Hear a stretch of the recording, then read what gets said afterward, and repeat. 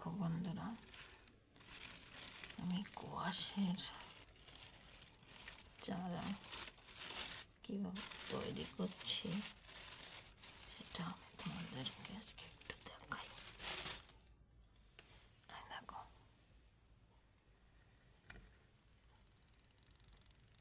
দেখো আরেকটা আছে। দেখো বন্ধুরা,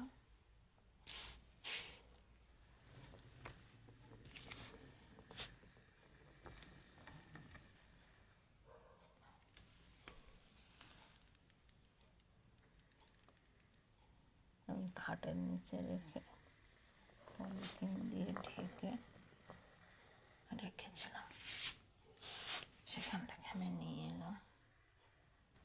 দেখো বন্ধুরা,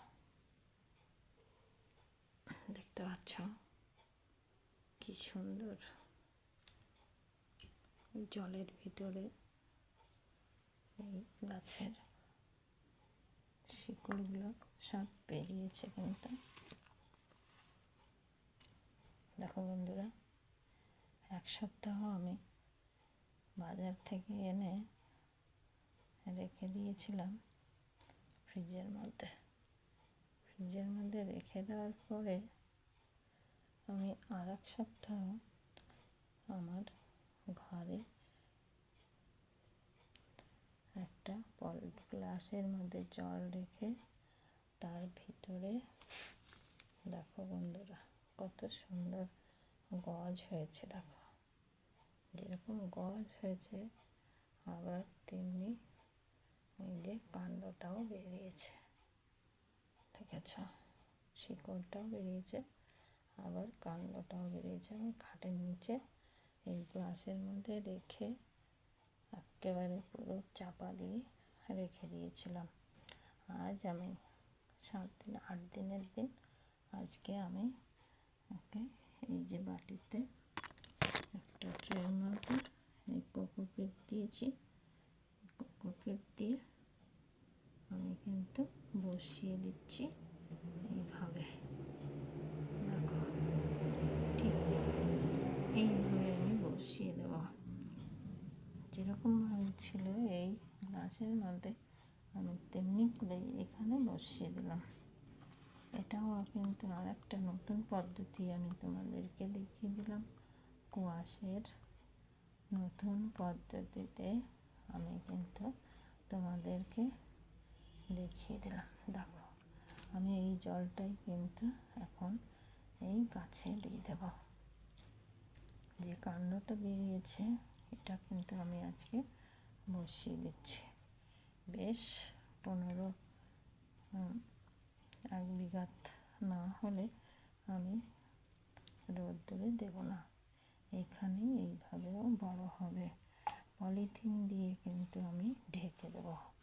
দেখো বন্ধুরা, আমি আগের বার ঠিক এরকমভাবেই বানিয়েছিলাম, কিন্তু আমি যখন এখান থেকে নিয়ে ছাদে দিয়েছি তার 2 দিনের ভিতরে আমার সেই সুন্দর গাছটা একদম পুরো মারা গেছে। কী করে মারা গেছে আমি বুঝতে পারিনি, হঠাৎ কেন মারা গেছে। তো আমি পরে বুঝলাম মাকড়সা কিন্তু এই কচি কচি পাতা ভীষণ ভালোবাসে। তার জন্য কচি পাতা ওরা পেয়ে একেবারে 2 দিনের মধ্যে পুরো সাফ করে দিয়েছে। তার জন্য আমি এবারে ঠিক করেছি, আর সেই যে গাছ হয়েছিল 2.5 ফুট হয়েছিল, কিন্তু আমি কাউকে দেখাইতে পারিনি, কারণ সব মাকড়সায় পুরো খেয়ে ফেলেছে। মাকড়সা মাঝারি বয়স যখন হয় ওরা দলগতভাবে এসে এই কচি পাতাগুলো খেতে ভীষণ ভালোবাসে, তার জন্য ওরা এসে খেয়ে ফেলেছে। আমি 10-15 দিন বাদে বুঝলাম যে আমার গাছটাকে মাকড়সাতেই শেষ করে দিয়েছে। তা আমি সবাইকে বলবো মাকড়সা থেকে সাবধান। সবাই কিন্তু মাকড়সা মেরে পরিষ্কার করে। দেখো, আমি যে এই গাছটা বসিয়েছি, চারাটা বসালাম, আমার রুটটা কিন্তু ঠিক আছে। তোমরা দেখতে পাচ্ছ, ওই দেখো কি সুন্দর জল বেরিয়ে যাচ্ছে। তার মানে গাছের এই রুটটা ঠিক আছে। এখান থেকে এই যে 2 আঙুল হয়েছে, এতটা যতক্ষণ না হবে ততক্ষণ আমি এই ঘরের থেকে বার করব না। আমি এটাকে আবার এই পলিথিন দিয়ে ঢেকে রাখবো। এই দেখো আমার এখানে আর একটা হয়েছে, কিন্তু এটা আমি এখনই বসাচ্ছি না। এই দেখো, দেখো বন্ধুরা, আমার হাতের দিকে লক্ষ্য করলে তোমরা বুঝতে পারবে। এই দেখো এখানেও শিকড় বেরিয়েছে।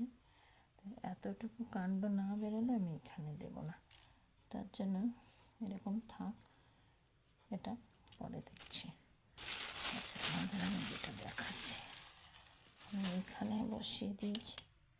এবারে কী করব, আমরা এবার এরকম করে আবার ওকে ঢেকে দেবো।